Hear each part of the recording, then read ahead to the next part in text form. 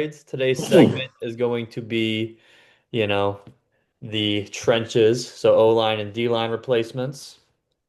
Um, we'll start off with obviously the biggest replacements, which was, we went from Zach Martin to Tyler Booker.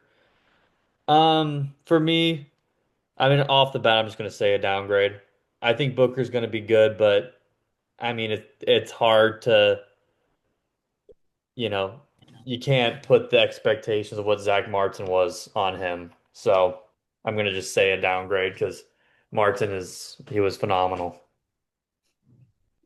I agree with you. Zach Martin's a Hall of Famer. He's great. Uh, but I think last year was the first year I ever saw that he seemed disinterested. I'm going to say it's a wash. Because, only because Booker is energetic. He wants to be out there. He wants to attack people. And I think Zach Martin was just kind of trying to finish his career and walk out healthy. So um, I think he was done. So I don't know if Zach Martin called today and said he wanted to come back. Um, I don't know how much of an upgrade he would be. I mean, we all know he is, right? Because he's a Hall of Famer. I just I think his heart wasn't in it anymore. So I'm going to call it a wash. I'm saying downgrade because Zach is going to Hall of Fame. Mhm. Um, Tyler, I hope, is going to be a Hall of Famer. Everything that I've seen in training camp has been awesome. He's an awesome leader, but he still has to prove it. Um, so I'm saying a downgrade for now. Yeah. We'll move on to our new backup wherever he plays. We went from David Guy Chuma Adoga to now Rob Jones, who apparently broke his neck and is out for 3 months. So, I mean, it's a wash for me. I hated Adoga. I don't hate Rob. I like Rob Jones more than Adoga, but I mean, he's already hurt, so it's a wash. I think they were the same player, just a different name. I'm going to call it a wash.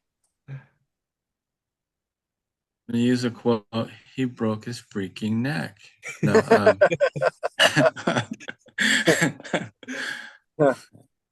um, I'd say Rob Jones was a downgrade because Oh.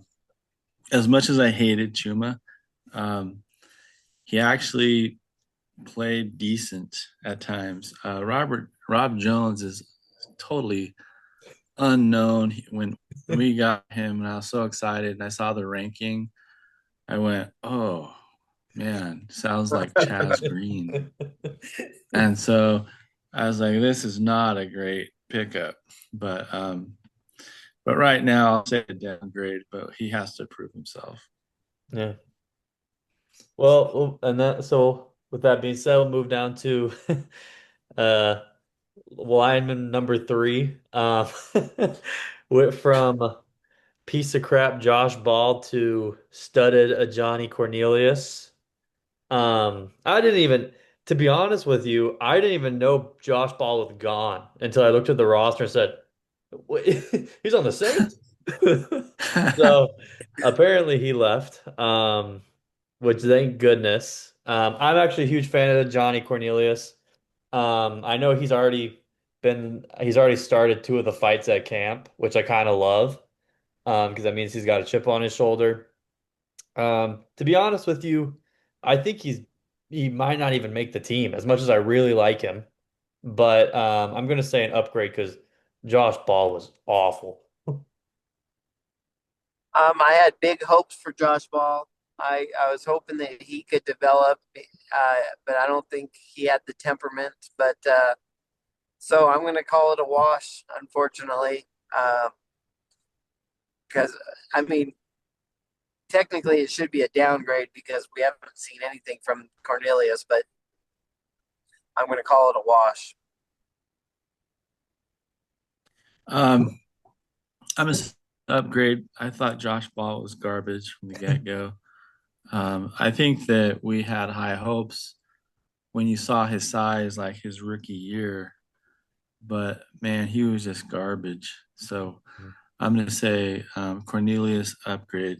I like it. Even though this one isn't on the list, I forgot to put it on here because it's so recent. Um, we just got rid of piece of crap Walt Zecco for Lael. Um, I think that's actually a really nice upgrade. I think Lael will make the team and bring some solid depth. You know, he can play guard. He can play both sides at tackle. They said he was extremely in shape. So I think he'll actually make the team. And so I'm gonna say that's an upgrade because Walt Zecco, God, yeah, he was awful. Because Walt Seiko was always hurt. He could never make it through a season. I'm excited to see Lael because he can play both guard and tackle. Um, and I think he's hungry to stay on in the NFL. So I'm going to say an upgrade.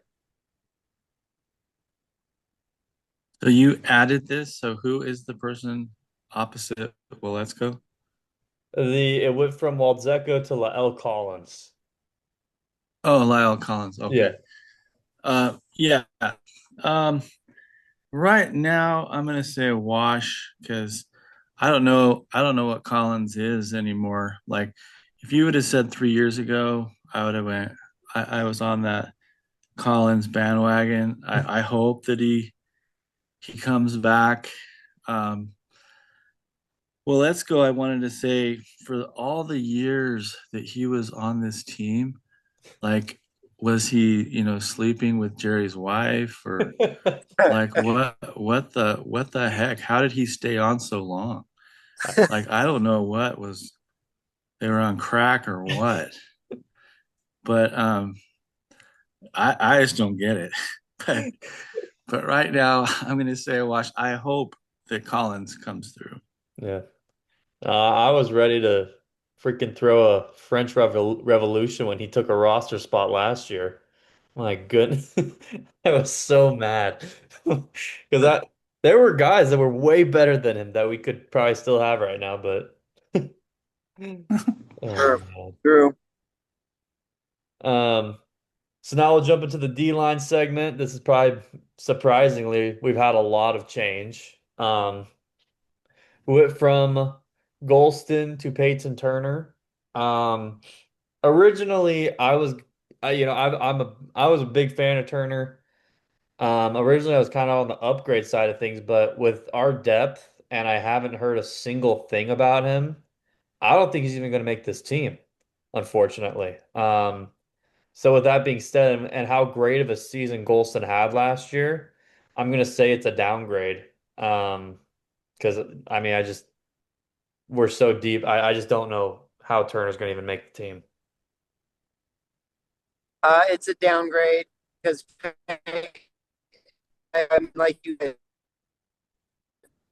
haven't heard anything. Like not anything. Like he laid down and he tripped the running back. We haven't heard any of that, and so I don't know if he's any call. So I'm going to say downgrade. Yeah. Downgrade. When we picked up Peyton Turner, it was like, yeah, he was a past first round pick, but they said he was stiff. Mhm. Everybody was wanting us to re-sign Golston. Thought we could probably get him for fairly cheap. Um, Major downgrade. Yeah. Well, we'll jump down to kind of the veteran swap now, which was Carl Lawson to Dante Fowler. Off the bat, it's an upgrade. I actually really liked Lawson. I think Lawson, I mean, he was second in our team with sacks last year. I'm really surprised we didn't bring him back. Um, but I think the whole thing with this Jets coach, I think they have an issue with each other. So I think that was a big factor why he didn't come back. But at the end of the day, Dante will be a starter when Lawson probably would have been a cut candidate. So major upgrade. I'm really excited for Fowler this year. Huge upgrade with Fowler. Uh, I think he's finding his self as a pro, um, and I see him having 8 to 10 sacks this year. So huge upgrade. Yeah. Um, I say it's a wash right now because I thought Carl Lawson was coming on Hmm. for us, and I've heard nothing of Dante Fowler in training camp, like nothing. That's true. And so I'm hoping that means they're just being chill with him. But Donovan's killing it. What's his face? Our other defensive end from 2 years ago, Williams. rookie. They're Leland. killing it. I'm hearing nothing from Fowler, so I'm going to say a wash right now until I hear something. Fair, yeah. This one isn't really, it's the closest comparison per se. Um, it's pretty obvious, but went from Carlos Watkins to Solomon Thomas, clear upgrade.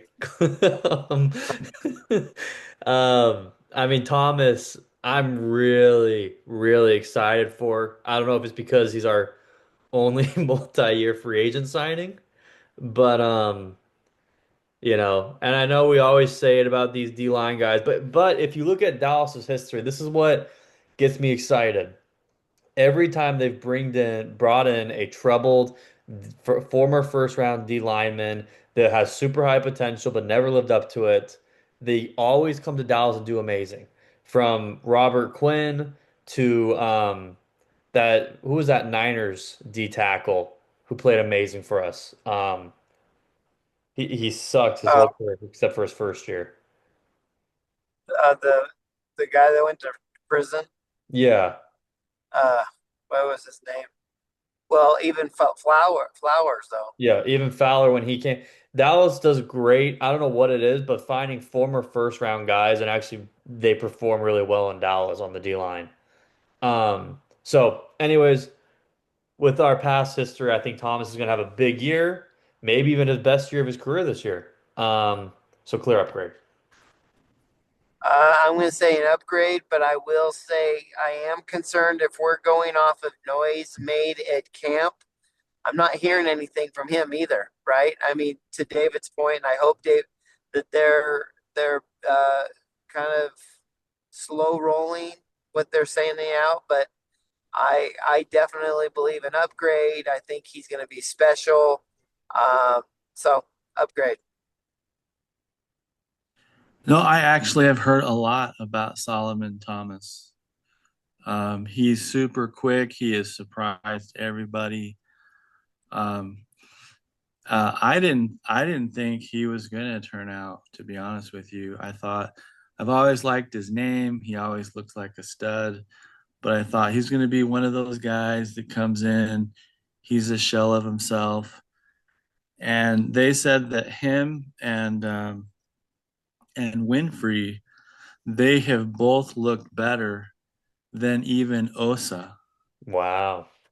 And that's not ripping Osa. Hmm. It's not a downplay on Osa. It's saying that Winfrey and Thomas are looking really, really good. Oh, that's exciting. And so obviously I know that Mozzie's not in any of this.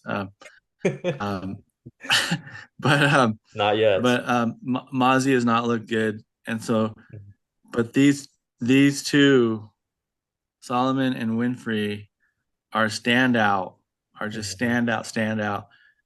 Thomas is making me so happy. And yeah, Watkins was a good little stopgap guy. Solomon is looking great. Upgrade. Yeah. Well, while we're on that, we'll skip our two draft picks real quick and jump to Perry and Winfrey. The cut candidate for him was Justin Rogers, former sixth round pick or seventh round pick. I liked Rogers, but I mean, we've only since 2016 have had three players cut before the season, and that so far has been Justin Rogers, that Florida D tackle with Marinelli, and another D tackle with Marinelli. So that's not a good sign. So, but like David said, Winfrey is showing out. I mean, they're comparing him to David Irving. They're saying he's aggressive, he's playing great. So clear upgrade because Winfrey can genuinely make a difference. What is Winfrey's size? Because I thought he was like barely 300. Yeah, he's like 290. Okay. Well, that's kind of scary. Well, we're loaded on three techs. Yeah. Yeah, especially if we move Macy over there. So is it an upgrade for you, Dad? Upgrade. Can you hear me? Yep, yep, Okay. So we're Justin Rogers, Winfrey, right? yep, yep.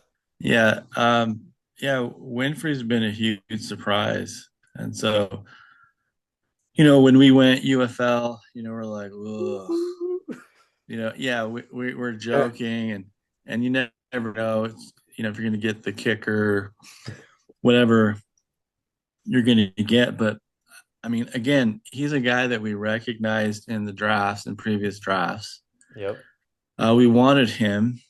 Hmm. Um, and he has just had that resurgence, and I think that he just has that kind of eye of the tiger, that kind of um, he just he this is his shot, Yeah. and so he is taking it. Hmm. Now I've heard mixed bag on Justin Rogers, but Winfrey, like I said, Winfrey and Thomas are both standout tackles, and so that's super exciting for me. So Yeah. upgrade. Yeah.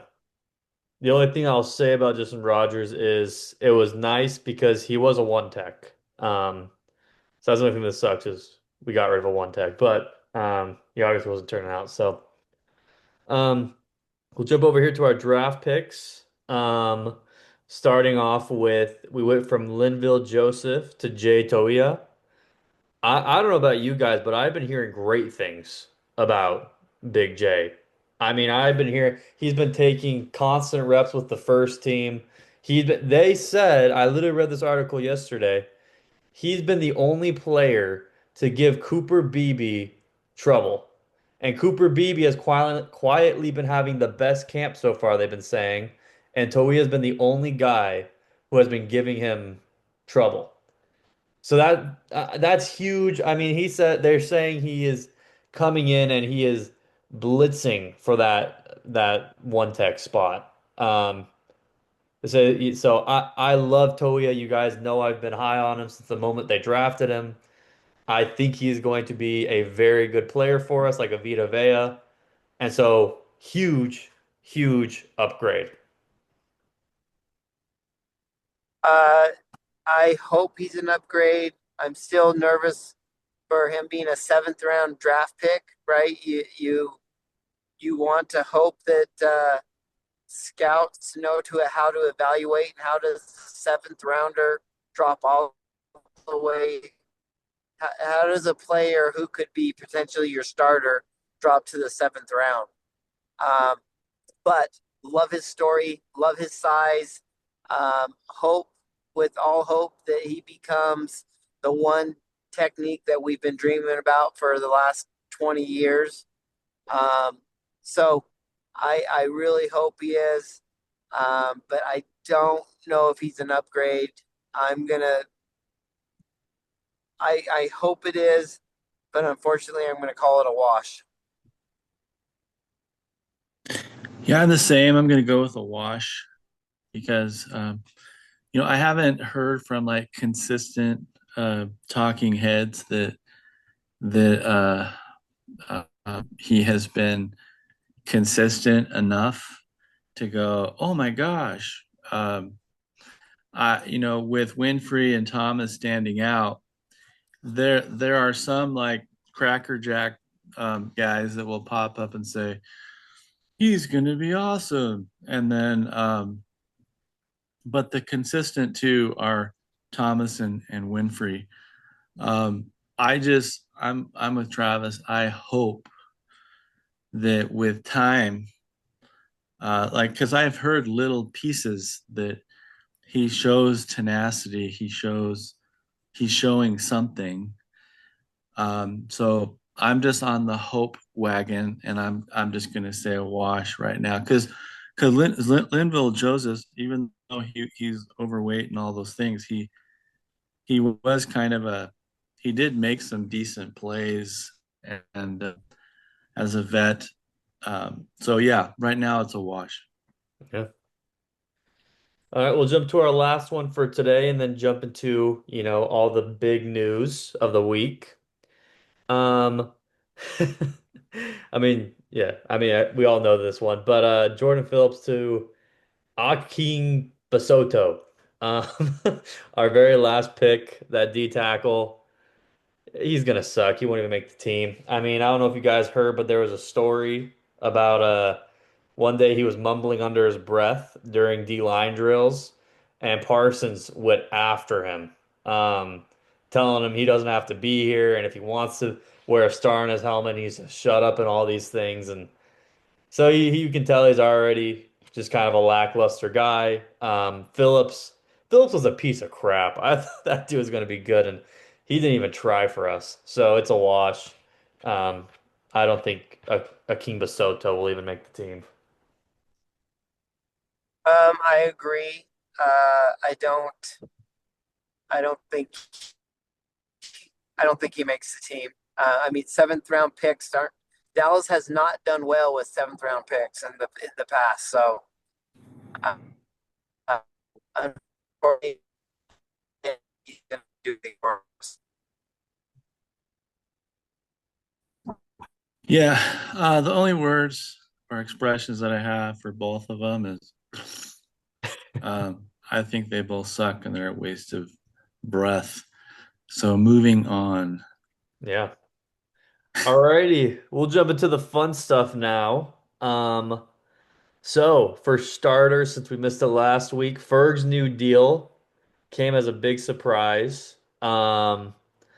So give your opinion on what you think on it, and then who you think's going to be next. I was very shocked. I did not think he was even going to be re-signed at the end of the year. I thought we were going to move forward with Span Ford, where they're going to try to give Shoemaker a shot. Very happy about it though. I think he'll be good. Hopefully he'll be a Pro Bowler again. I think next up will be Parsons because of all this stuff going on right now. So, Spoken about this multiple times, right? He's a good player. I'm excited. He's a good guy. He's emotional. He's a good leader. I think my only frustration is I, I would have killed to have Parsons deal done, Tyler Smith's deal done, Bland. I could have picked four other people, five other people to have their contracts done before him. yeah. I'm not upset. I'm just not excited. Yeah.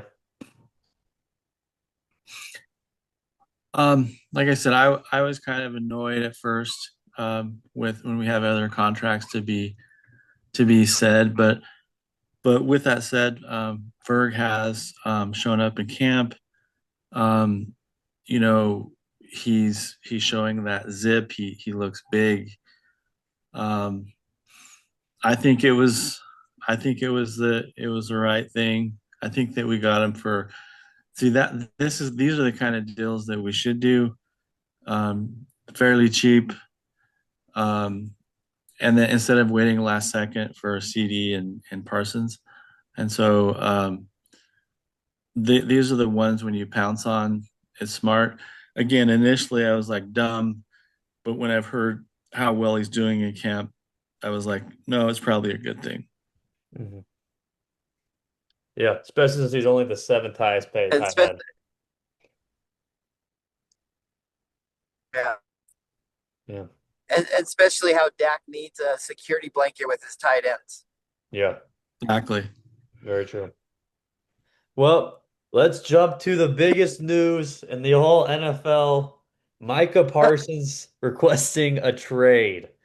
Um, we'll just kind of focus on this for probably the rest of the episode. We still got some time, about 6 minutes.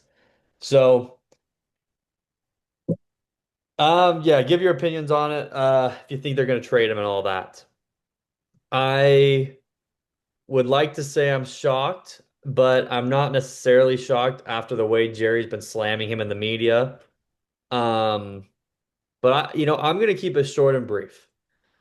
I don't think we're going to trade him at all. I think, if anything, this actually does speed up the process. I think we're going to see a deal worked out before the season now, when I think it would have played into the year with how much Jerry wants to relive this Emmitt Smith stuff.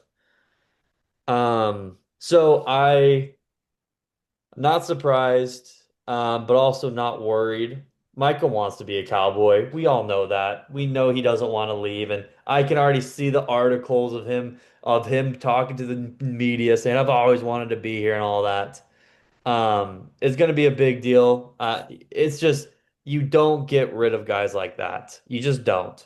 I read an article that said even if you were to get three first round picks from him, that you are banking on trying to get a player half as good as Parsons because he is a generational player. He's a Lawrence Taylor. You don't get him these type of guys that come around. So as dumb as the Joneses are, they're not that dumb. We're not getting rid of Parsons. So yeah. He's not going anywhere. I think my frustrations and probably all of our frustrations is why do the Joneses have to take everything to this period? Hmm. Why they did it with Dak, they did it with CD. They emotional, they make it the players pissed off, and it's not being Dallas. He knows it's a business, and then Dallas caves at the end, anyways. So it's not like Dallas has ever won, right? They cave and end up spending $4 to $5 million extra a year, and they look like dumbasses. I mean, Yeah.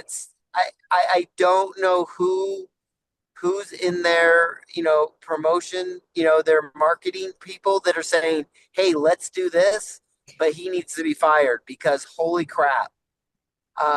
It only throws dirt on the Joneses. I don't. He's not going anywhere.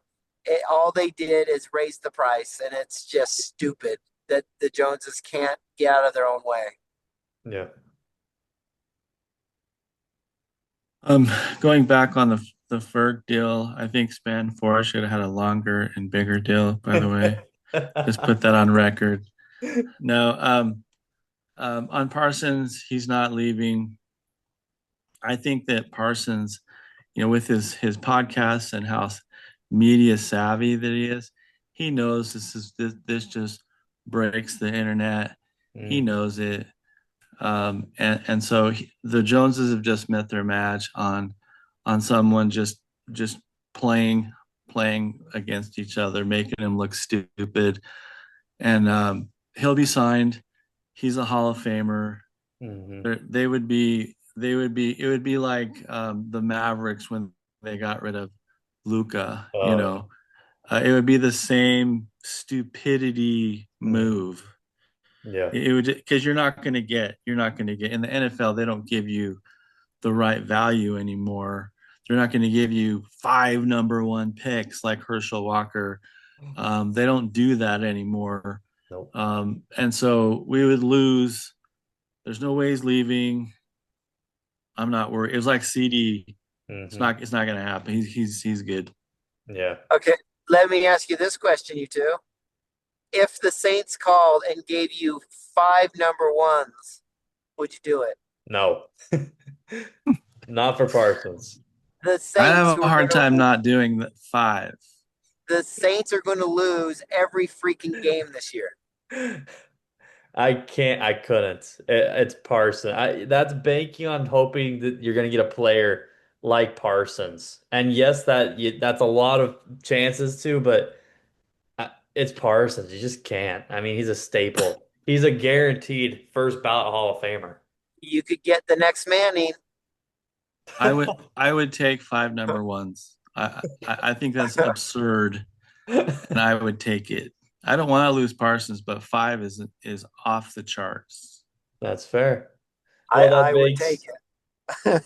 it. I'm sticking with my boy Parsons, but that begs the next question. Actually, we'll jump to the last one since we have time for it. Preseason starting this week. We got a minute, so say your guy.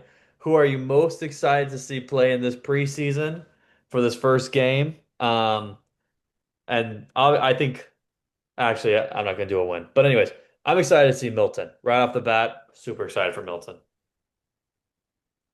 I'm going to say Deuce McAllister, Deuce Vaughn. Um, I finally found an article the other day that said he's been doing great, and if it wasn't for his hamstring, but the coaches love what he's doing. But besides Deuce, I'm going to take David's player, and I'm going to take Donovan. Yeah. um, no, I definitely want to see Donovan. This is a strange one, but I want to see I want to. We couldn't You're leave it on nice. that. We couldn't leave it on the cliffhanger. Yeah. No, you didn't have to do that. I appreciate that. But no, I actually want to see Jaden Blue. Oh, I just want to see what he does. I don't like the running backs uh, Boo. haven't really come through.